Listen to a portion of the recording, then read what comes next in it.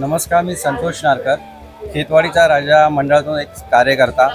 यावर्षी आमचं मंडळ 55 वर्ष सार्वजनिक श्री गणेशोत्सव मंडळ साजरं करत आहे। लोकमान्य टिळकांच्या अनुयायाने आम्ही रक्तदान शिबिर आणि जे गरीब विद्यार्थी आहेत त्यांना आम्ही पुस्तकं वगैरे वह्या वगैरे यांचं दरवर्षी वाटप करतो। जे तर्फे दरवर्षी रक्तदान शिबिर भरले होते। तसेच यावर्षीची जी थीम आहे ती सुप्रसिद्ध मूर्तिकार श्री कुणाल पाटील यांनी गरुडाच्या थीमवरून, गरुड पुराणाच्या थीमवरून धरून ही 38 फुटी उंच गणेश मूर्ती, सुंदर मूर्ती बनवली आहे।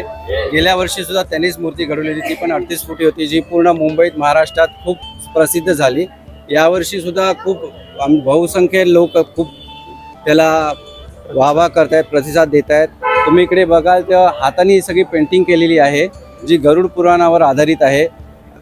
कोणतं पाप केल्याने कोणती शिक्षा आपल्याला मिळते ह्याचा सुंदर देखावा आहे, की आजच्या पिढीला आणि लोकांना कळायला हवे की आपण जी पापं करतो, लोकांना फसवतो, महिलांवर अत्याचार करतो, तर त्यामुळे आपल्याला कोणती शिक्षा मिळेल या नंतर, तर ते सगळं देखावा मार्फत आम्ही दाखवलं आहे। आणि हे हाताने पेंटिंग केलेलं आहे। जे विद्यार्थी आहेत आमच्या मंडळातले जाधव बंधू यांनी हाताने पेंटिंग केलेली, जवळजवळ याला 20 दिवस लागले।